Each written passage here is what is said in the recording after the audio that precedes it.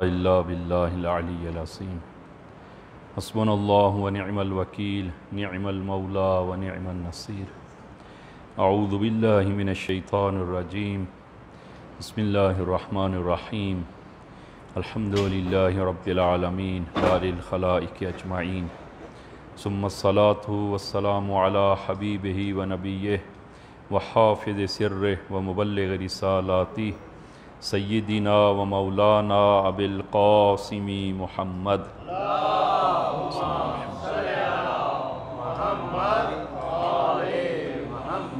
وعلى اہل بیتہ الطیبین الطاہرین المعصومین الذین اذهب اللہ عنہم الرجس وطہرہم تطہیرا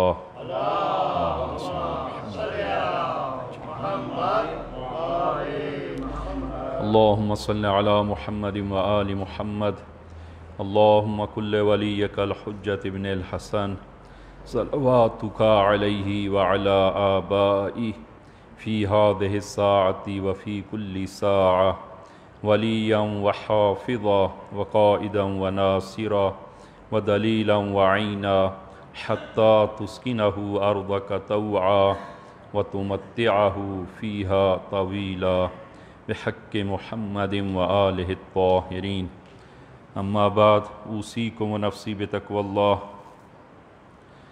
عزیزان، خطبہ اول میں اپنے آپ کو اور آپ عزیزان کو تقوی الہی کی وصیت کرتا ہوں کہ انشاءاللہ خداوند عالم یہ تقوی ہم سب کو عنایت فرمائے۔ عزیزان، ہماری بحث کہ خداوند عالم کا اپنے بندگان کے ساتھ کیسا رابطہ ہے اور متقابلاً بندگان کا خدا کے ساتھ کیسا رابطہ ہونا چاہیے، تو اس ضمن میں بیان ہوا کہ خداوند عالم کی طرف سے اور اولیاء خدا کی طرف سے جو رابطہ برقرار ہے وہ رأفت و محبت و شفقت کا رابطہ ہے، اور اس رابطے کو آپ ملاحظہ فرمائیں کہ خداوند عالم کی عجیب رحمت ہے اور خداوند عالم کی رأفت کہ اس حدیث کو آپ ملاحظہ فرمائیں کہ یہ حدیث وہ پڑھ کر انسان کو شرمندگی ہوتی ہے کہ خداوند عالم اپنے بندگان کے ساتھ کس قدر محبت رکھتا ہے، اور کہ خداوند عالم اپنے بندوں کے ناز اٹھاتا ہے۔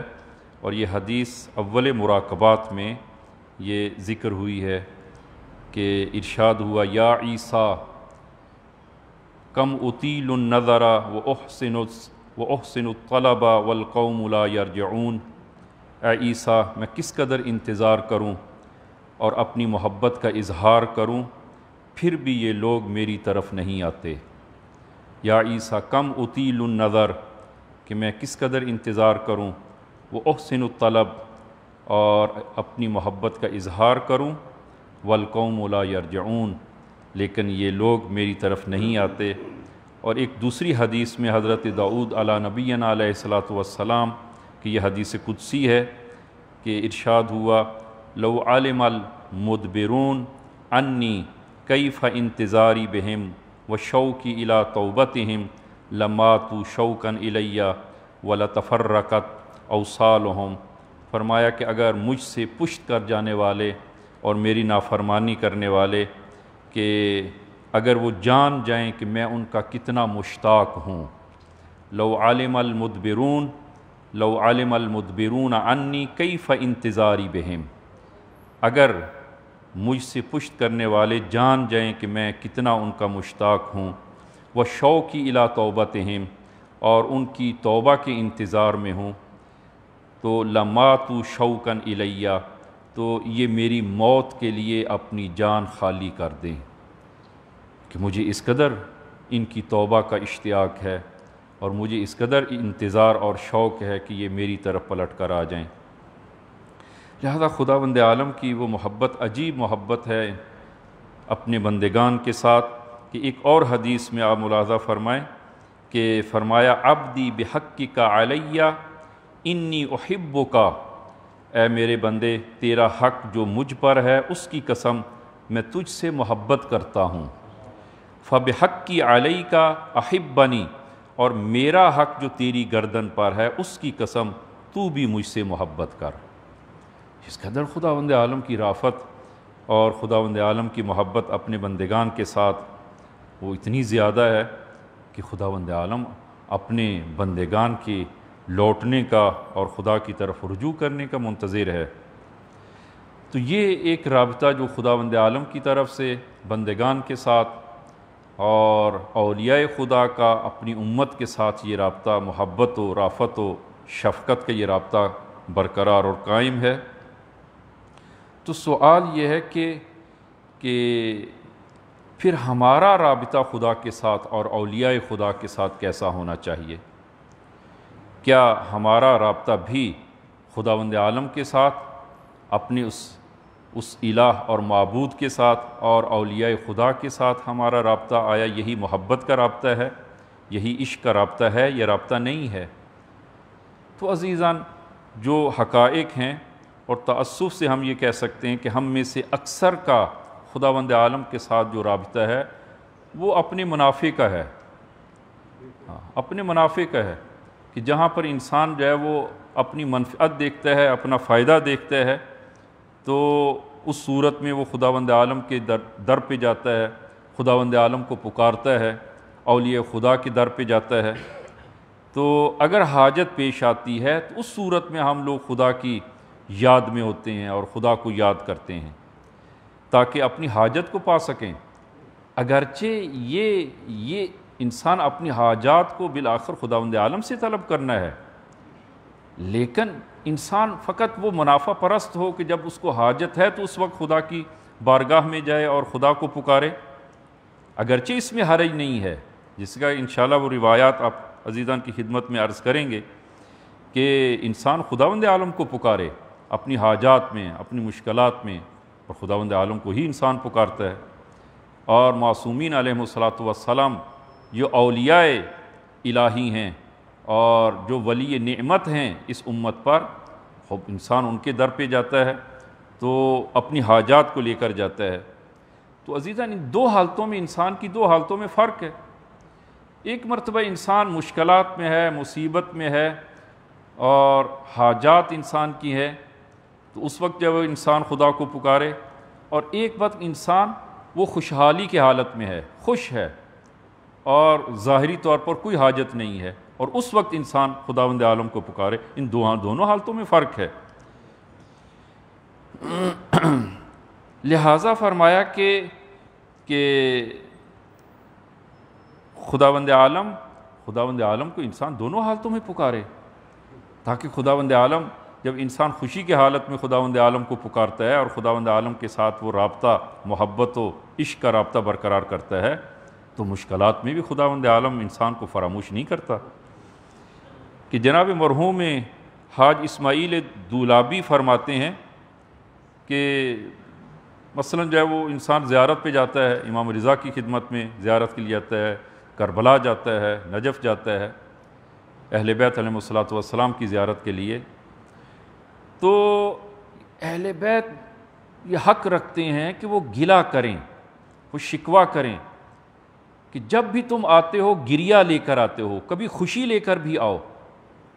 اور عام طور پر ادھر بھی جو ہے وہ دیکھنے میں آتا ہے کہ مجالس میں عام طور پر جو ہے وہ زیادہ وہ حصہ لیتے ہیں جب مجلس منعقد ہو، لیکن جب جشن ہو تو عام طور پر لوگ جو ہیں وہ ذرا پیچھے ہٹتے ہیں کہ شاید جشن میں اگر کوئی خرچ کیا جائے تو یہ اہل بیت کو قبول نہیں ہوگا۔ تو اہل بیت کے پاس انسان جاتا ہے تو اکثر یہی ہوتا ہے کہ گریہ لے کے جاتا ہے، اور جب انسان زیارات کے لیے جاتا ہے تو انسان کی خود اپنی اتنی حاجات ہوتی ہیں، اور پھر جو ہے وہ انسان کے اپنے عزیز و اقارب اور دوست و احباب کہ جب معلوم ہوا کہ زیارت پہ جا رہے ہیں اور امام کی خدمت میں جا رہے ہیں، تو اپنی حاجات، وہ بھی اپنی حاجات کا ایک انبار انسان کی گردن پہ رکھتے ہیں کہ جا کر امام کی خدمت میں ہماری یہ حاجت بھی طلب کریں۔ انسان حاجات کے لیے جائے، اس میں کوئی دوسری رائے نہیں ہے، جانا چاہیے، لیکن انسان ہمیشہ گریے کے ساتھ تو نہ جائے۔ انسان جب جاتا ہے، مشہد جاتا ہے، کربلا جاتا ہے، نجف جاتا ہے، اولیاء خدا کی خدمت میں جاتا ہے، تو چونکہ اندر سے پر ہوتا ہے، غم ہے، مصائب ہیں، مشکلات ہیں اور حاجات ہیں، اور انسان ان سے پر ہوتا ہے. جب پر ہوتا ہے وہاں جا کر اپنے آپ کو خالی کرتا ہے، خالی کرتا ہے. تو ہمیشہ گریا. تو کبھی خوشی لے کر بھی جائیں امام کی خدمت میں، اولیاء خدا کی خدمت میں، خداوند عالم کی بارگاہ میں، کبھی خوشی کی حالت میں بھی انسان جائے. فقط انسان جو ہے وہ اپنی حاجات کے ساتھ ہی وہ انسان جو ہے وہ جائے. یہ ایک کم ہمت ہے انسان کی کہ فقط حاجات کی خاطر خداوند عالم کو پکارے. کہ ایک بزرگ کی تعبیر کے مطابق وہ فرماتے ہیں کہ بعض لوگ ایسے ہیں کہ جن کی عبادت اور بندگی میں بھی وہ دنیا جھلکتی ہے، دنیا نظر آتی ہے. وہ بندگی کر رہے ہیں لیکن بندگی میں بھی دنیا نظر آتی ہے، ان کی بندگی بھی وہ دنیاوی ہے. اور بعض لوگ ایسے ہیں کہ جن کی دنیا میں بھی وہ الہیت ہے. ہاں، ان کی دنیا میں بھی الہیت ہے. کہ دونوں کی مثالیں آپ عزیزان کی خدمت میں عرض کریں گے کہ ایک بزرگوار واقعاً وہ عجیب ہے کہ نقل کرتے ہیں کہ جس طرح کہ معروف ہے شب بدھ کے منگل کا دن گزار کر آگے جو رات آئے گی، تو شب بدھ جو ہے وہ جس طرح کی جمکران میں لوگ زیارت کے لیے جاتے ہیں اور خاص اعمال ہیں، نماز امام زمان جو ہے وہ پڑھتے ہیں حاجات طلب کرنے کے لیے. خصوصاً جو ہے وہ امام کی بعض البتہ بزرگان کی تعبیر کے مطابق. اسی طرح مسجد سہلہ، کوفہ میں مسجد سہلہ، وہاں جا کر خاص اعمال ہیں اور مخصوص اعمال ہیں کہ اگر کوئی 40 شب بدھ ان اعمال کو بجا لائے اور امام زمان عجل اللہ تعالیٰ فرجہ الشریف کی خدمت میں شرف یاب ہونے کے لیے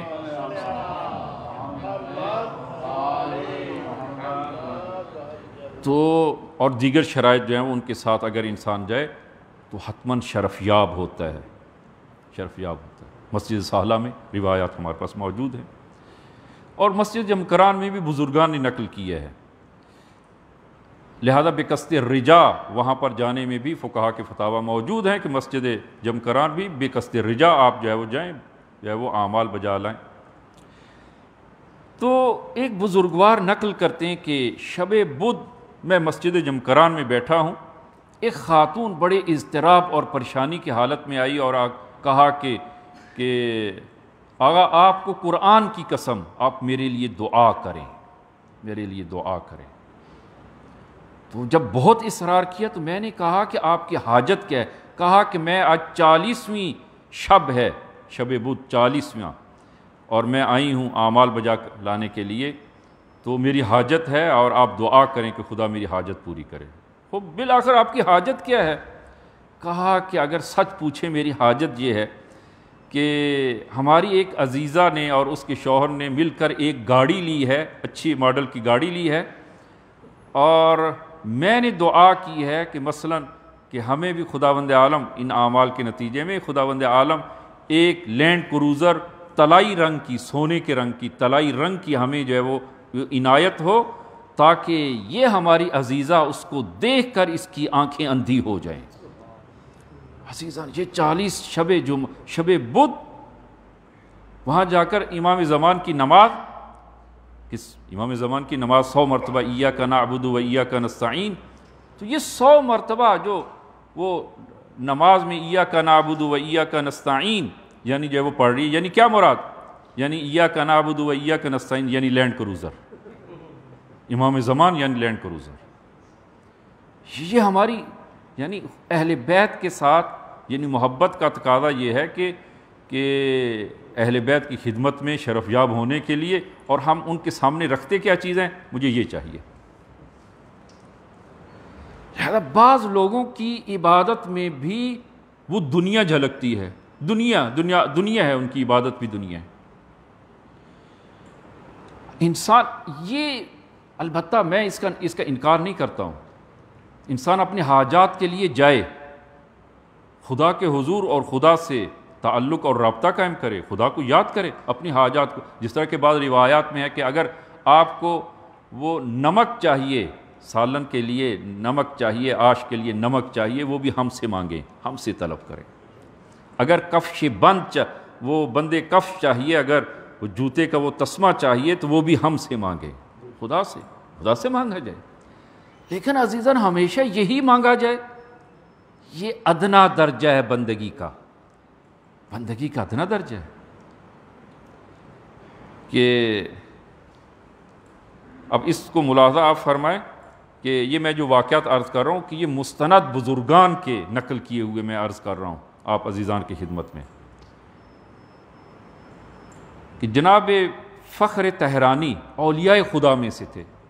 جناب فخر قم میں تقریباً 20-25 سال یا 30 سال پہلے ان کی رحلت ہوئی ہے، تو ایک بزرگوار جن کے ساتھ یہ واقعہ پیش آیا وہ نقل کرتے ہیں، اور شاید ابھی وہ زندہ ہوں، وہ نقل کرتے ہیں کہ مدرسہ فیضیہ میں زیر تعلیم تھا، حالات میرے نہایت ناگفتہ بے تھے اور کچھ بھی نہیں تھا، تو میں نے کیا کیا کہ ایک لسٹ بنانا شروع کی امام زمان کی خدمت میں، یا امام زمان مجھے چاہیے اتنے کلو آئل روغن چاہیے، آئل چاہیے، گھی چاہیے، اتنے کلو چاول چاہیے، اتنے کلو دال چاہیے، اتنے کلو فلاں چیز چاہیے، فلاں چیز چاہیے، لسٹ بنانا شروع کی امام کی خدمت میں۔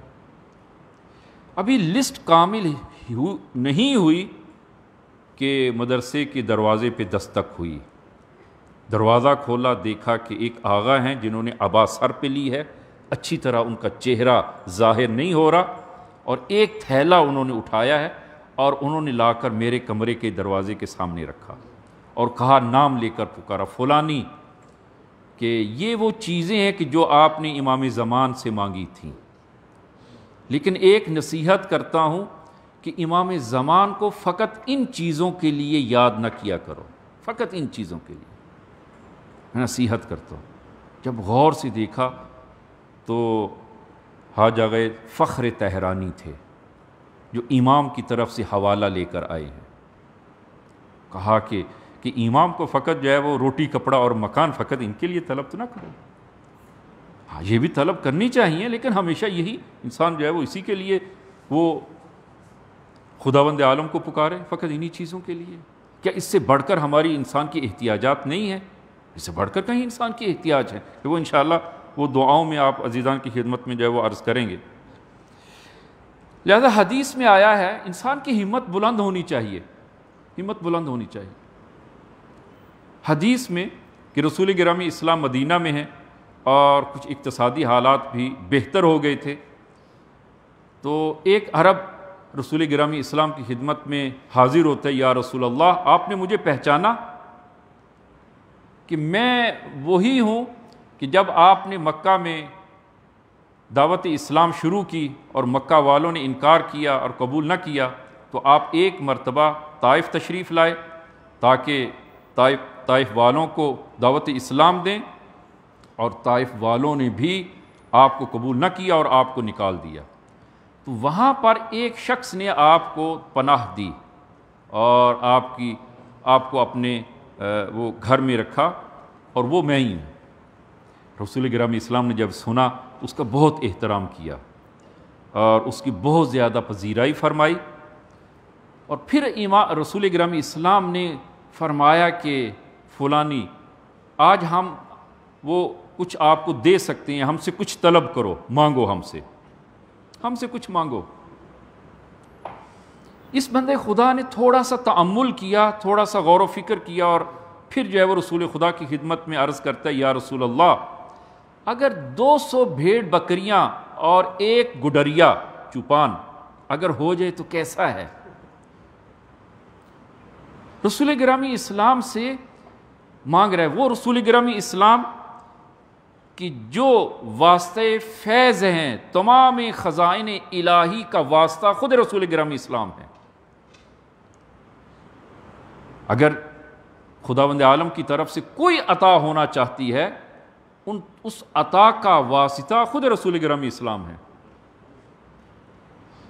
اور یہ رسول گرامی اسلام سے مانگ رہا ہے کہ 200 بھیڑ بکریاں اور ایک گڈریا اگر ہو جائے تو کیسا ہے؟ رسول گرامی اسلام نے سر ہلایا، فرمایا ٹھیک۔ آپ نے 200 بھیڑ بکریاں اور ایک گڈریا وہ آپ نے آمادہ کیا اور اس کے حوالے کیا، اور جب وہ لے کر چلا جانے کے بعد رسول گرامی اسلام نے فرمایا کہ اس شخص کی ہمت کتنی کم ہمت تھی اس کی، کتنی ہمت پست تھی اس کی کہ ہم نے کہا کہ ہم سے کچھ مانگو تو اس نے 200 بھیڑ بکری اور 1 گڈریا مانگا ہم سے. کم ہمت تھا یہ انسان. اور پھر رسول گرامی اسلام خود ارشاد فرماتے ہیں کہ حضرت موسیٰ علی نبینا علیہ الصلوۃ والسلام کے زمانے میں خداوند عالم نے حضرت موسیٰ کو حکم دیا کہ اے موسیٰ،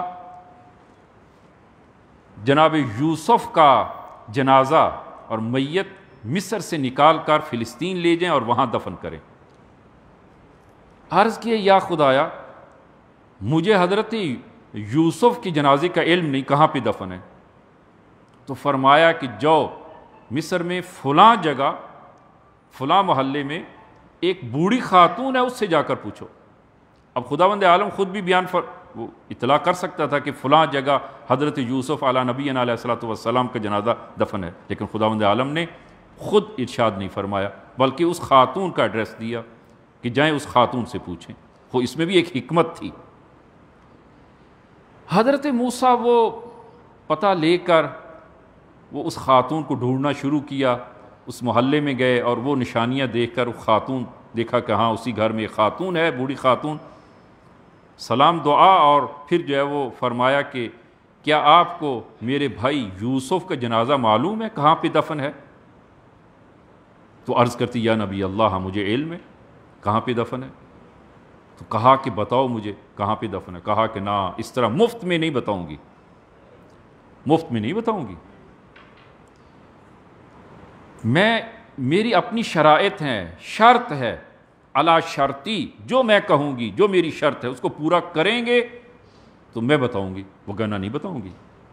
حضرت موسیٰ ان کو آپ نے تأمل کیا کہ نہیں معلوم یہ خاتون شاید مجھ سے بہت زیادہ مال و متال جو ہے وہ چاہ رہی ہے اور اس مال و متال کے بدلے میں مجھے حضرت یوسف کی جنازے کا وہ خبر دے گی کہ فلاں جگہ دفن ہے.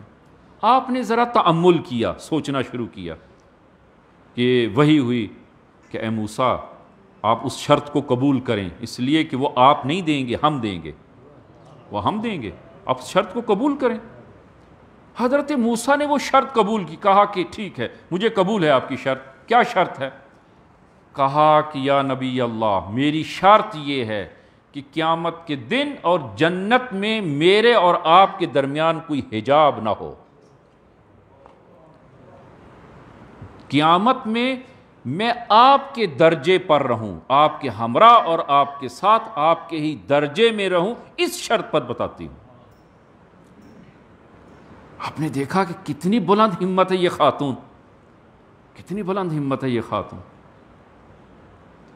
کہ حضرت موسیٰ کے درجے میں اور حضرت موسیٰ کی ہمراہی میں رہنا کتنا بڑا مقام ہے اور کتنی بڑی عظمت ہے. اسی طرح رسول خدا کے ہمراہ، اسی طرح اہل بیت علیہ الصلوۃ والسلام کے ہمراہ انسان اگر ہو تو کتنی عظمت ہے، کتنی بزرگی ہے. کہ جس طرح کہ بعض بزرگان کے بارے میں ملتا ہے کہ جو کئی مرتبہ امام کی خدمت میں، امام زمان کی خدمت میں شرف یاب ہوئے اور امام نے ان کو اپنا جنت میں اس کا مقام بھی دکھایا کہ یہ تمہارا مقام ہے جنت میں. تو فوراً انہوں نے عرض کیا کہ کیا آپ بھی وہاں پہ ہوں گے؟ تو آپ نے فرمایا نہ، اس لیے کہ امام زمان کا مقام کہیں اس سے کہیں بڑھ کر ہے، کہیں بلندتر ہے. تو کہا کہ مولا مجھے وہ مقام نہیں چاہیے جہاں پر آپ نہ ہوں، اس لیے کہ میری جنت آپ ہیں، میری جنت آپ ہیں. لہذا امام کی اور معصوم کی ہمراہی بہت بڑا مقام ہے. تو خداوند عالم نے یعنی اسی وہ سر اور یہی وہ راز تھا جس کو ظاہر کرنے کے لیے کہ یہ خاتون، رسول گرامی اسلام فرماتے ہیں کہ کاش یہ شخص بھی اس کی ہمت بنی اسرائیل کی اس خاتون کے مطابق ہوتی. اس کی ہمت جو ہے وہ کس قدر بلند ہمت ہے اور اس شخص کی ہمت کس قدر کم ہے اور پست ہے یہ شخص ہمت کے لحاظ سے.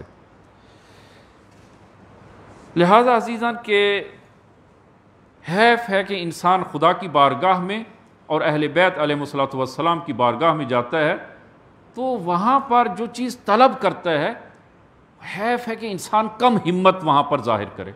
انسان کی ہمت، اور یہ تعلیمات ہیں یہ اسلام کی اور دین کی اور اہل بیت کی یہ تعلیمات ہیں کہ انسان کو بلند ہمت ہونا چاہیے، اس کی ہمت بلند ہونی چاہیے، اس لیے کہ انسان جب بلند ہمت ہوگا اور جب انسان خداوند عالم سے وہ ایک بڑی چیز کا تقاضا کرے گا تو وہ خداوند عالم کو کریم سمجھ کر، اس لیے کہ خداوند عالم اہل کرامت ہے اور خداوند عالم کے اس مقام کے مطابق خداوند عالم سے انسان مطالبہ کرتا ہے۔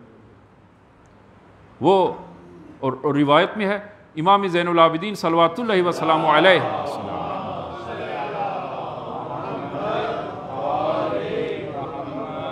ظاہراً عبد الملک کا دور ہے اور امام طواف کعبہ میں مشغول ہیں کہ اتنے میں یہ خلیفہ اور یہ بادشاہ یہ بھی مسجد الحرام میں داخل ہوتا ہے، تو مدینے کے حاکم نے امام زین العابدین کی ایک زمین اس کو وہ قبضہ کیا تھا یا ایک گھر پہ قبضہ کیا تھا اور امام کو اس نے واپس نہیں کیا۔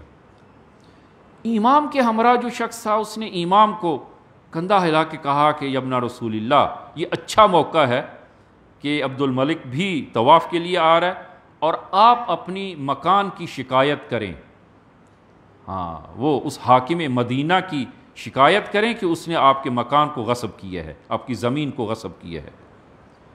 امام نے فرمایا کہ مجھے خدا سے شرم اور حیا آتی ہے کہ میں یہاں پر طواف کے دوران خدا سے دنیا کا مطالبہ کروں، مجھے خدا سے شرم آتی ہے، حیا آتی ہے کہ میں خداوند عالم سے اپنی دنیا کا مطالبہ کروں۔ اور محمد والے محمد بلند تر صلوات۔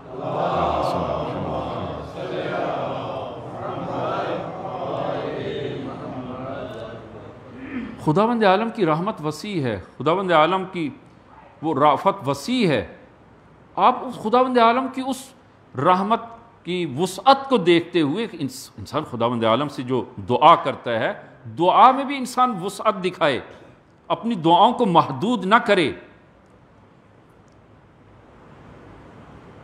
جس طرح کہ وہ دعا شاید بعض آغیون جو ہیں وہ کہتے ہوں کہ میں ہمیشہ یہی دعا نماز کے بعد جو ہے وہ پڑھتا ہوں، یہ دعا معصور ہے معصومین علیہ الصلوۃ والسلام سے، اور ہمیں خود اپنے آپ پر اگر ہم اپنے حال پر چھوڑ دیے جائیں، ہمیں نہیں معلوم کہ ہماری ضرورت کیا ہے، یہ بھی ہمیں علم نہیں ہے، ہم حد اکثر کیا مانگیں خدا سے؟ روٹی کپڑا اور مکان، اس سے آگے نہیں بڑھیں گے۔ اپنی دعاؤں کو وسیع کریں، اور یہ دعا جو ماہ مبارک رمضان میں وارد ہوئی ہے، اور البتہ اس کو ہر نماز کے بعد پڑھنا بھی وہ ثواب اور ایک عالی اور ایک وسیع دعا ہے کہ اللہم ادخل علی اہل القبور السرور اللہم اغنی کل فقیر، خدایا تمام فقراء اس روئے زمین پر جتنے فقیر ہیں سب کو غنی کر دے، اللہم اشفی کل مریض، خدایا اس عالم میں جتنے مریض ہیں سب کو شفا دے۔ آیا خدا کی رحمت میں برکت میں کوئی کمی آئے گی؟ خدا کی رحمت میں کمی نہیں ہے، خدا کی برکت میں کمی نہیں ہے۔ اچھا بعض لوگ، میں یہ وہ عرض کر رہا ہوں کہ یہ بعض کو دیکھنے میں آتا ہے یہ کہ اگر جو ہے وہ مثلا فاتحہ کے لیے کہا جائے تو ایک میت کے لیے فاتحہ جو ہے وہ 2 افراد 4 افراد 10 افراد کو اس کو ایک فاتحہ میں شامل کرنے سے ہمارا تصور یہ ہے کہ اگر ہم ایک فاتحہ میں 10 افراد کو شریک کریں گے تو یہ ایک فاتحہ 10 حصوں میں تقسیم ہو کر تھوڑا تھوڑا ثواب سب کو ملے گا۔ ایسا نہیں ہے، ایسا نہیں ہے۔ یہ حدیث میں ہے رسول گرامی اسلام سے، فرمایا کہ اگر آپ فاتحہ پڑھیں تمام اموات مسلمین از اول خلقت سے لے کر اس وقت تک تمام کے لیے ایک فاتحہ جو ہے وہ آپ ایک فاتحہ میں شریک کرتے ہیں، خداوند عالم ہر مسلمان اور مومن کو الگ اور مستقل ثواب عنایت کرتا ہے۔ نعرہ تکبیر، نعرہ رسالت، کل ایمان، نعرہ حیدری، محمد آل محمد کی عظمت میں بلند تر صلوات۔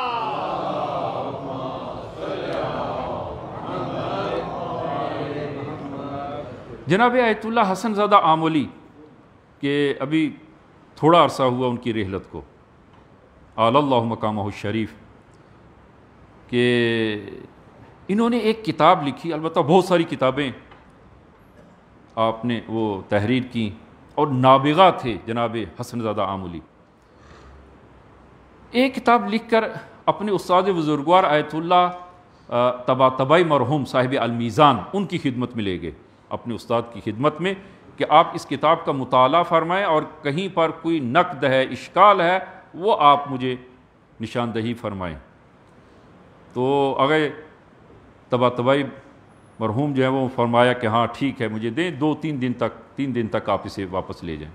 3 دن کے بعد جناب حسن زادہ آملی گئے ہیں استاد کی خدمت میں اور کتاب لی اور کہا کہ کوئی اشکال ہے تو آپ فرمائیں۔ فرمایا کہ اس کتاب کے مضامین عالی ہیں، درست ہیں، صحیح ہیں، بہت عالی مضامین پہ یہ لکھی گئی ہے، لیکن ایک اشکال ہے، ایک اشکال۔ کیا اشکال؟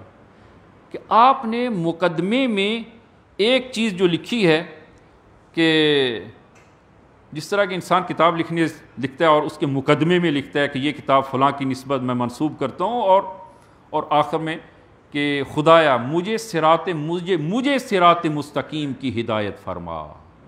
فرمایا کہ آپ نے اس دعا کو محدود کیوں کیا؟ فقط اپنے لیے دعا کیوں؟ اپنے لیے دعا کیوں کیا آپ نے؟ یہ ایک اشکال ہے۔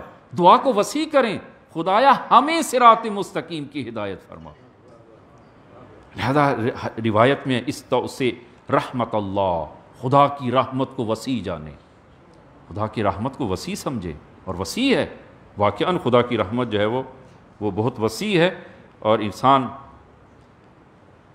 لہذا آپ دعاؤں میں جائیں، مفاتی کے ساتھ سروکار رکھیں، اور فقط ایسا نہیں ہے کہ مفاتی فقط ماہ مبارک رمضان کے لیے اور ماہ مبارک رمضان میں فقط جو ہے وہ کھلے، اور اہل بیت کی دعاؤں کے ساتھ فقط ماہ رمضان میں ہی انسان جو ہے وہ واسطہ پڑے، اور نہ، مفاتی الجنان جو ہے وہ کہ پورے سال کے اعمال جس میں درج ہیں، اور شاید میں نے اس قصے کو پہلے شاید نہیں معلوم نقل کیا یا نہیں نقل کیا کہ یہ خداوند عالم نے اس کتاب کو ایسی برکت عنایت کی ہے کہ عجیب برکت ہے کہ آپ دیکھیں کہ یہ کتاب آپ جہاں پر بھی چلے جائیں، کہ مسجد میں اگر قرآن ہے تو ساتھ مفاتی الجنان بھی ہے، مفاتی الجنان۔ آپ اسی طرح آپ چلے جائیں، مشہد چلے جائیں، کربلا چلے جائیں، وہاں پر بھی آپ کو قرآن ملے گا، مفاتی الجنان ملے گی۔ البتہ اب تو اس کے تلخیص کر کے جو ہے وہ بعض کار کی جاتی، بالآخر یہ کتاب آپ کو ملے گی۔ لیکن یہ خلوص اور یہ برکت کیسے آئی؟ جناب مرحوم شیخ عباس قمی جب انہوں نے یہ کتاب وہ جمعآوری کی اور یہ چاپ خانے کو دی کہ اس کو شائع کریں، اور پہلے جس طرح کہ آپ کو معلوم ہے کہ آج کل کی طرح وہ کتابیں چاپ نہیں ہوتی تھیں، بلکہ جو ہے وہ حروف چینی ہوتی تھی، ایک ایک حرف کو وہاں جوڑا جاتا تھا، اور پھر جو ہے وہ ایک صفحہ تیار ہوتا تھا، اور اسی طرح وہ صفحات تیار کر کے بعد میں وہ شائع ہوتے تھے، یعنی بہت زحمت طلب کام تھا وہ دور۔ اس دور میں کتاب جو ہے وہ جب چھپنے کے مراحل میں گئی اور اس کی پیسہ بھی آپ نے ادا کر دیا، اور تقریباً 70% کام ہو چکا ہے، تو آپ وہاں تشریف لے گئے اور کہا کہ وہ میری کتاب واپس دے دیں، میں نے ابھی نہیں چھپوانی۔ کہا آغا اس کا 70% 80% کام ہو چکا ہے اور اس پر اتنا خرچہ بھی آ چکا ہے۔ فرمایا کہ خرچہ میں نے ادا کر دیا ہے، یا میں یہ ادا کرتا ہوں، یہ خرچہ لیں، میری کتاب واپس کر دیں، میں نے نہیں چھپوانی، کتاب واپس لے آئے۔ 1 سال کے بعد پھر کتاب کو لے گئے، کہا کہ اب شائع کر دیں، اس کو چاپ دیں۔ کہا کہ ٹھیک ہے، ہم اس کو دوبارہ جو ہے وہ کام شروع کرتے ہیں، لیکن آپ ہمیں اس کی علت اور سبب بیان فرمائیں کہ 1 سال پہلے آپ واپس لے کے گئے جبکہ 70-80% کام ہو چکا تھا، ابھی 1 سال کے بعد آپ دوبارہ کہہ رہے ہیں، تو اس کی وجہ کیا ہے؟ آپ نے فرمایا کہ جب میں نے یہ کتاب دی تو ایک دن میں نے سوچا کہ اس کتاب پر، پوری کتاب پر میں نے خود عمل نہیں کیا، لہذا میں نے یہ کتاب واپس لی۔ پورا سال، کیونکہ سال کے اعمال ہیں، پورے سال کے اعمال ہیں اس میں، تو ہر دن کا جو عمل میں نے لکھا تھا اس میں، اس پر میں نے عمل کیا، اس کو بجا لایا ہوں۔ 1 سال کامل میں نے اس کتاب پر عمل کیا ہے، اور اس کے بعد ابھی دے رہا ہوں تاکہ میں کہہ سکوں کہ میں نے اس کتاب پہ عمل کیا ہے۔ عزیزان یہ وہ خلوص اور یہ وہ محبت تھی کہ خداوند عالم نے اس کتاب کو برکت عنایت کی. وَإِلَّا اور بہت ساری کتابیں، دعاؤں کی کتابیں موجود ہیں، لیکن یہ دیکھیں محبت جناب مرحوم شیخ عباس قمی کی، یہ خلوص، یہ محبت کہ اس کتاب کو یہ عظمت خداوند عالم نے عنایت کی ہے. اب جو ہے وہ دعائے سحر کہ عام طور پر یہ سحری کے وقت جو ہے ماہ مبارک رمضان میں یہ دعا امام باقر علیہ السلام سے منقول ہے.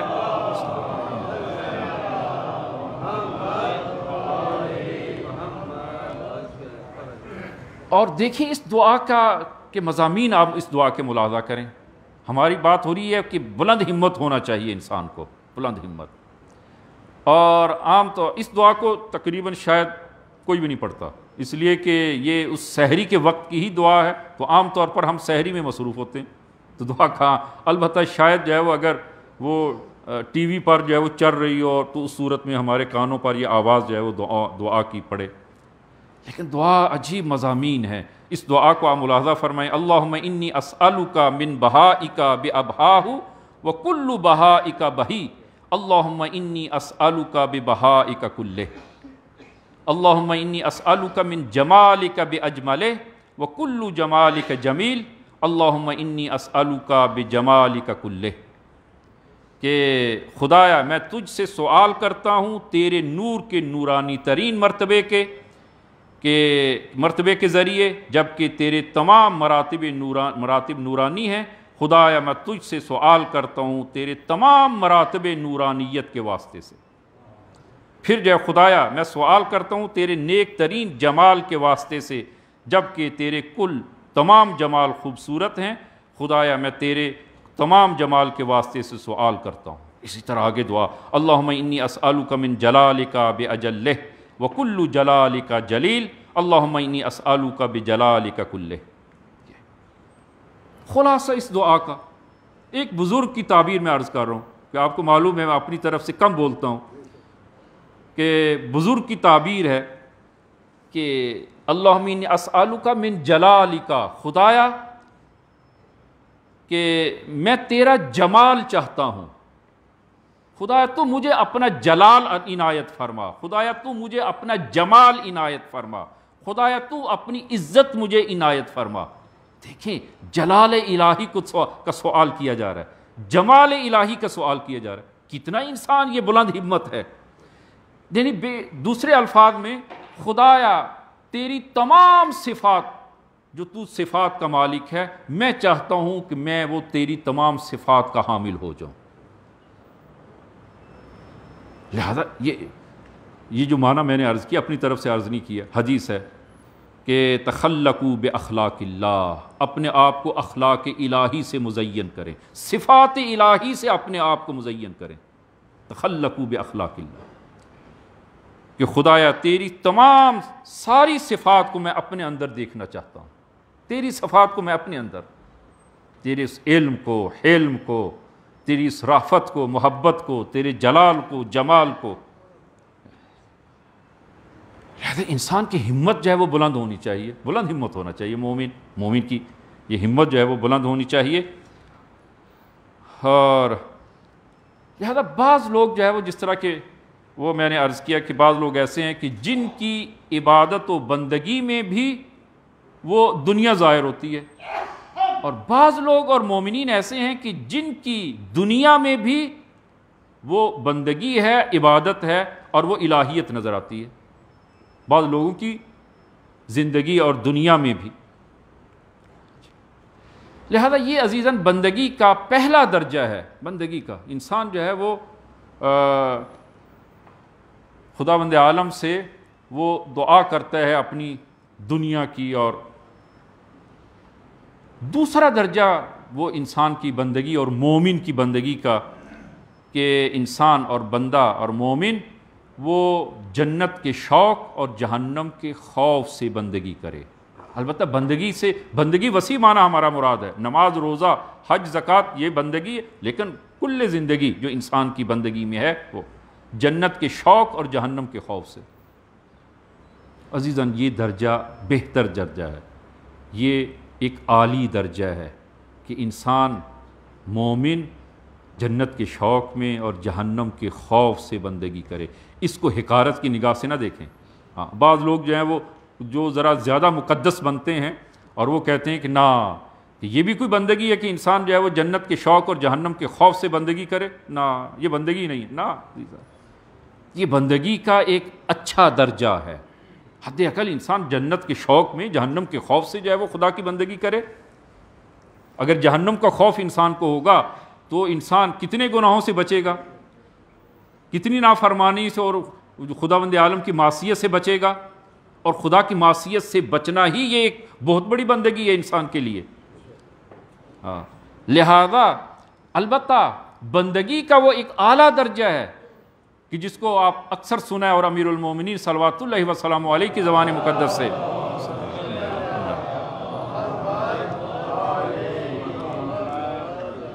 کہ وہ حدیث آپ نے فرمائی اِنَّ قَوْمًا عَبَدُوا اللَّهَ رَغْبَةً فَتِلْكَ عِبَادَةُ التُّجَّارِ، بعض لوگ ہیں کہ جو وہ جنت کے شوق میں عبادت کرتے ہیں، یہ تاجروں والی جنت ہے، فرمایا عبادت ہے۔ اور وَإِنَّ قَوْمًا عَبَدُوا اللَّهَ رَهْبَةً فَتِلْكَ عِبَادَةُ الْعَبِيدِ، اور بعض لوگ خوف کی وجہ سے بندگی کرتے ہیں، یہ غلاموں جیسی بندگی ہے۔ اور وَإِنَّ قَوْمًا عَبَدُوا اللَّهَ شُكْرًا فَتِلْكَ عِبَادَةُ الْأَحْرَارِ، اور بعض لوگ ایک ایسی قوم بھی ہے کہ جو شکر کی خاطر خدا کے شکر کے لیے بندگی کرتی ہے، یہ آزادگان آزاد لوگوں کی بندگی ہے، یہ بندگی کا اعلیٰ درجہ۔ ہر شخص جو اس بندگی کی اس اعلیٰ درجے تک نہیں پہنچ سکتا۔ یا امیر المومنین کا جو دوسرا قول فرمایا کہ الہی ما عبدتک خوفا من عقابک ولا طمعا من ثوابک ولکن وجدتک اہلا للعبادت فعبدتک، خدایا نہ تو میں تیری جنت کے شوق میں نہ جہنم کے خوف سے، بلکہ تجھے اہل عبادت سمجھتا ہوں، لہذا میں تیری عبادت کرتا ہوں، میں نے تیری عبادت کی۔ یہ بندگی محمد آل محمد کی عظمت پہ بلند تر صلوات۔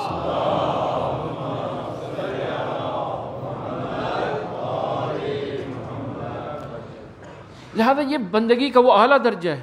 لیکن یہ جو درجہ کہ انسان جنت کے شوق میں جہنم کے خوف سے بندگی کرے، اس کو کم اہمیت نہ سمجھیں، یہ بھی بندگی کا ایک بہت بڑا درجہ ہے۔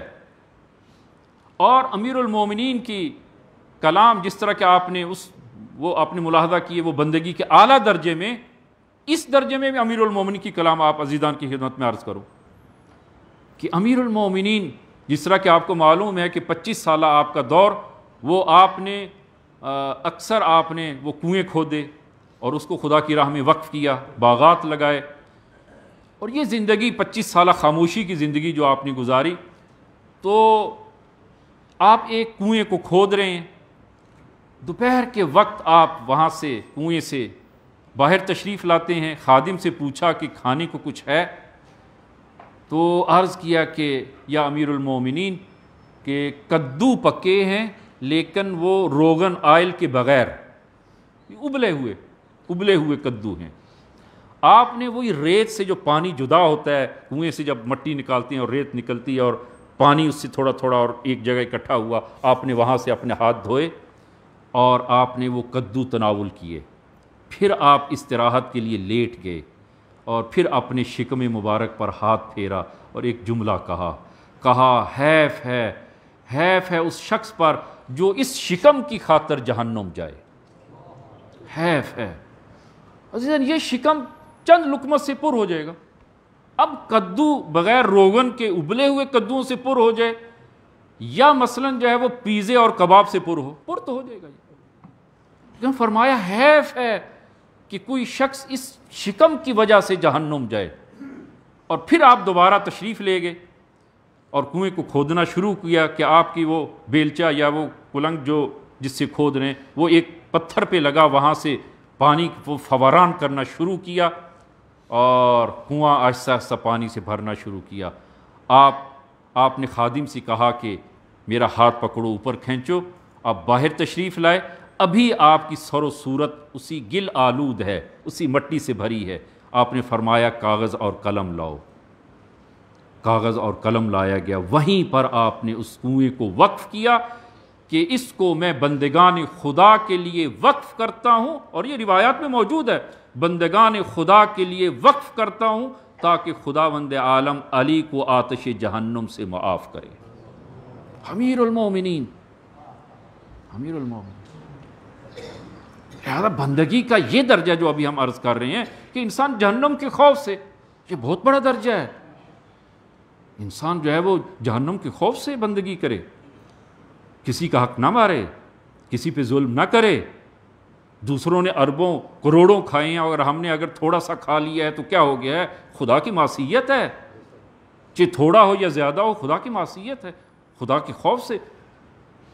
اور جو دوسروں پر ظلم کرتے ہیں اور جو دوسروں کا مال کھاتے ہیں، یہ ان کا معاد پر اور قیامت پر ایمان نہیں ہے، حقیقت میں ایمان نہیں رکھتے وہ قیامت پر۔ اگر قیامت پر ایمان ہو، ظلم نہ کریں، قیامت پر ایمان ہو، کسی کا حق نہ کھائیں، کسی کا حق نہ ماریں، کسی کی توہین، مومن کی توہین نہ کریں۔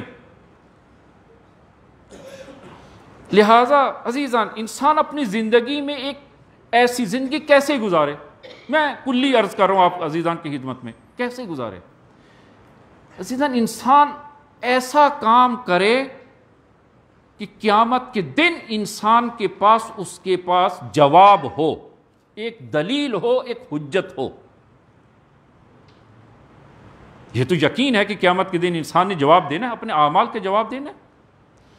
اور جب انسان سے سوال کیا جائے کہ یہ کام تم نے کیوں کیا، تو انسان کے پاس جواب ہو، خدایا اس لیے کہ یہ قرآن نے حکم دیا، اس کا حکم قرآن میں آیا، اس لیے میں نے یہ کام کیا۔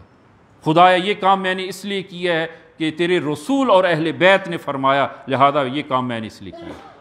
خدایا یہ کام میں نے اس لیے کیا ہے کہ اس لیے کہ میرے مرجع تقلید نے یہ فتویٰ دیا، میں نے اس کے فتوے کے مطابق عمل کیا، یہ کام کیا۔ یہ حجت ہے، دلیل ہے، یہ جواب ہے، اور قابل قبول جواب ہوگا قیامت کے دن۔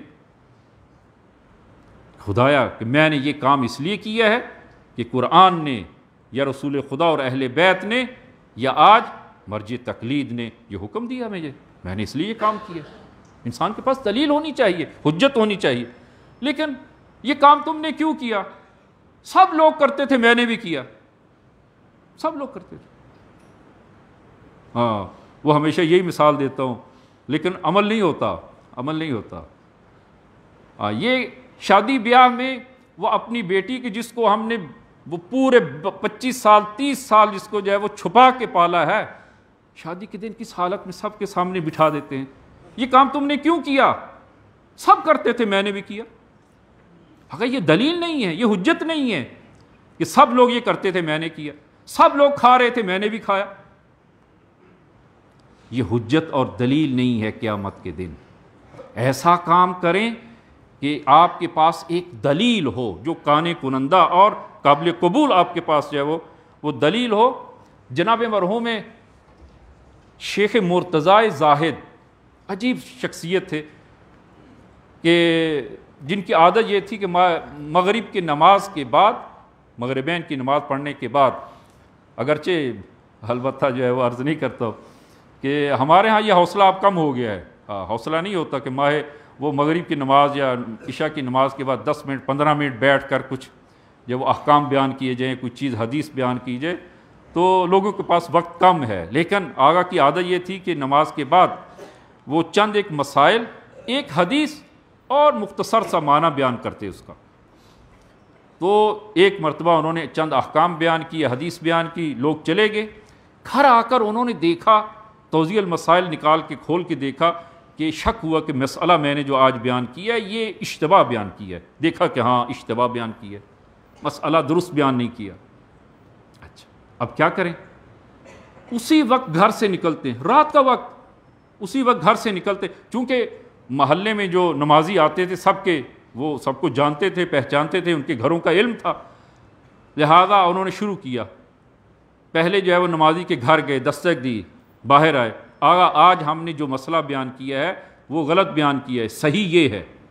دوسرے کے گھر گئے، تیسرے کے گھر گئے، ایک نے بالآخر جو ہے وہ کہا، آقا کیا جلدی تھی آپ کو؟ آپ جو ہے وہ کل پھر ہم مسجد میں ہم نے آنا تھا نماز پڑھنے کے لیے، آپ کل جو ہے وہ مسئلے کی اصلاح کر دیتے اور مسئلے کو صحیح بیان فرما دیتے کہ کل ہم نے جو مسئلہ بیان کیا تھا وہ درست نہیں تھا، صحیح یہ ہے، آپ اس کی اصلاح اور تصحیح آپ کل فرما دیتے، آپ کو اتنی جلدی کیا ہوئی؟ تو آپ نے فرمایا کہ بندے خدا کہ اگر آپ کو یا مجھے جلدی نہ ہو شاید اسرائیل کو جلدی ہو، شاید اسرائیل کو جلدی ہو، میں جس قدر ممکن ہے میں آج کی رات ہی اپنی اس مسئلے کی اصلاح کروں اور اس کی تصحیح کروں۔ مجھے جلدی نہ ہو، آپ کو جلدی نہ ہو، کیا ممکن ہے اسرائیل کو جلدی ہو؟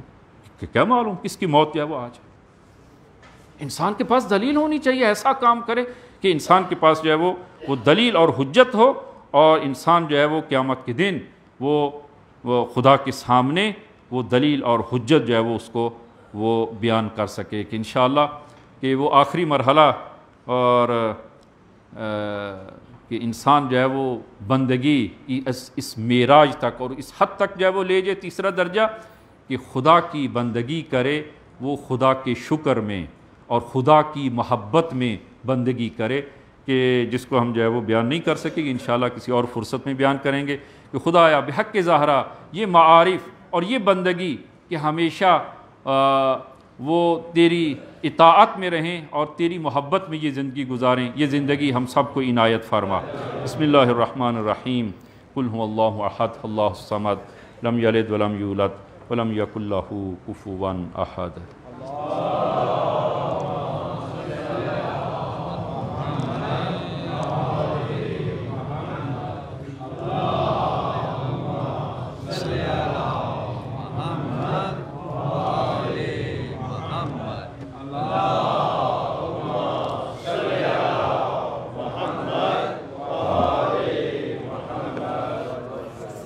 بسم اللہ الرحمن الرحیم، الحمدللہ رب العالمین، والصلاة والسلام علی محمد وآلہ الطیبین الطاہرین المعصومین، اللہم صل علی محمد المصطفیٰ، اللہم صل علی علی المرتضیٰ، اللہم صل علی فاطمة الزہراء، اللہم صل علی الحسن المجتبیٰ، اللہم صل علی الحسین الشہید بکربلا، اللہم صل علی علی بن الحسین، اللہم صل علی محمد بن علی، اللہم صل علی جعفر بن محمد، اللہم صل علی موسیٰ بن جعفر، اللہم صل علی علی بن موسیٰ الرضا، اللہم صل علی محمد بن علی، اللہم صل علی علی بن محمد، اللہم صل علی الحسن بن علی، اللہم صل علی القائم المہدی، اللہم صل علی محمد وآل محمد وعجل فرجہم وسہل مخرجہم۔ اوصیکم و نفسی بتقوی اللہ۔ عزیزان، خطبے دوم میں بھی اپنے آپ کو اور آپ عزیزان کو تقوی الہی کی وصیت کرتا ہوں کہ انشاءاللہ خداوند عالم یہ تقوی ہم سب کو عنایت فرمائے۔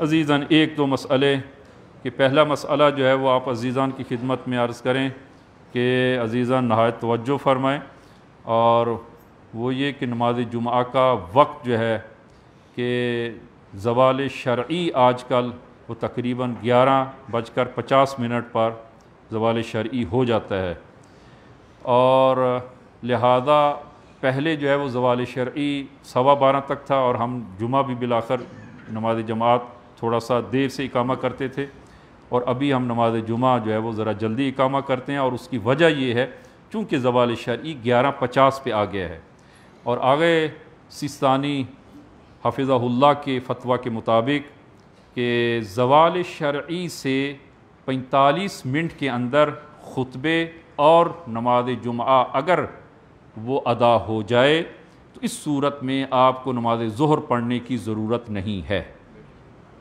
اگر زوال شرعی سے 45 منٹ کے اندر یہ پہلی صورت جو ہے وہ ہمارے ہاں ممکن نہیں ہے، اس لیے خطبہ جب شروع ہوتا ہے تو آیون جو ہیں وہ بہت کم ہیں اور دیر سے آنے والے جو ہیں وہ زیادہ ہوتے ہیں۔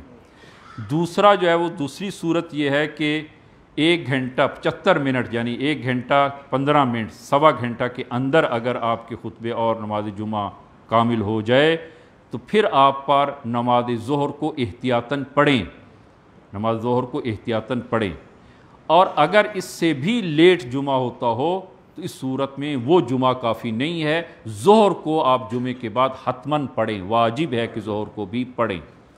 یہ اب شرعی مسئلہ ہے اور ہم پابند ہیں، تو پہلی کیٹیگری میں تو ہم آتے نہیں ہیں، جو ہے وہ اس میں تو مشکل ہے، دوسری میں حد اقل ہم دوسری میں آ جائیں۔ لہذا بعض آیون جو ہیں وہ بعض اوقات وہ وہ اشکال اور اعتراض کرتے ہیں کہ ہم جو ہے وہ آج جمعہ جلدی ہو گیا اور ہم جو ہے وہ جمعے سے محروم ہو گئے ہیں، تو ہماری مجبوری یہ ہے کہ لہذا آغایون جو ہیں وہ عزیزان ذرا جلدی جو ہے وہ پہنچیں تاکہ حد اقل جو ہے وہ خطبوں میں بھی شرکت کر سکیں اور نماز جمعہ کو بھی جو ہے وہ وقت کے اندر ہم بجا لا سکیں۔ یہ ایک مسئلہ۔ دوسرا مسئلہ یہ ہے کہ جو آغایون لیٹ ہو جاتے ہیں نماز میں، دیر سے پہنچتے ہیں، اور اگر وہ پہلی رکعت میں پہنچ جائیں تو فبہا، وہ پہلی اور دوسری رکعت دونوں جو ہیں وہ جماعت کے ساتھ ہوں گی اور ان کی نماز جمعہ جو ہے وہ صحیح ہو جائے گی۔ لیکن اگر وہ آپ دیر سے پہنچتے ہیں اور جمعے کی نماز جمعہ کی دوسری رکعت میں پہنچتے ہیں تو پھر جو ہے وہ کیا کیا جائے؟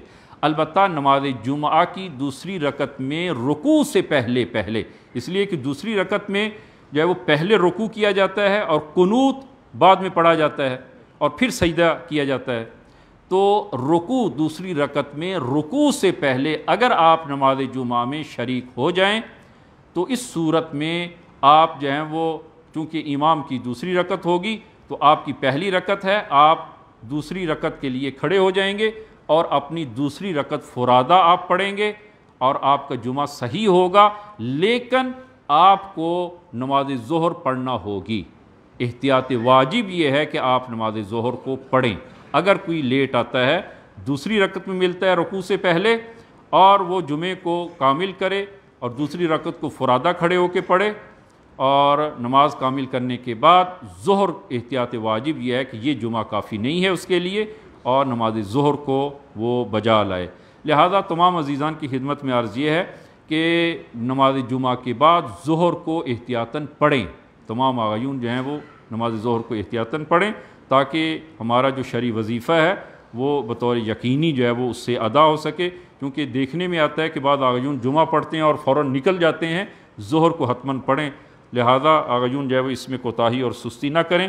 اور وہ آخری جو ہے وہ نقطہ اس حوالے سے کہ اگر کوئی شخص دوسری رکعت میں چونکہ رکوع پہلے ہوتا ہے اور قنوت بعد میں ہے، تو اگر کوئی قنوت کے بعد پھر رکوع میں چلا جائے پھر کیا حکم ہے؟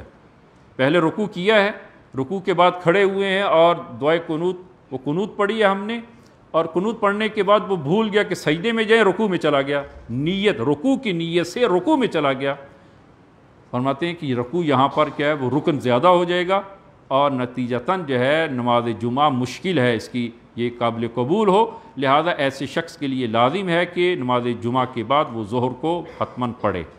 ہاں اگر کوئی ایسا اشتباہ پیش آ جائے نماز وہ جمعہ میں تو اس کے لیے بھی ضروری ہے، احتیاط واجب یہ ہے کہ وہ نماز جمعہ کے بعد نماز ظہر کو جو ہے وہ احتیاطاً پڑھے کہ انشاءاللہ خداوند عالم ہم سب کو توفیق عنایت فرمائے۔ خدایا بحق زہرا بحق امام زمان توفیق عبادت و بندگی، توفیق ترک معصیت عنایت فرما۔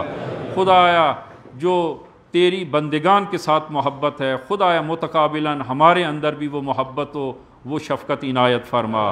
خدایا بحق زہرا بحق امام زمان ہم سب کو، ہماری نسلوں کو تا روز قیامت مخلص ترین شیعیان امیر المومنین میں سے قرار دے۔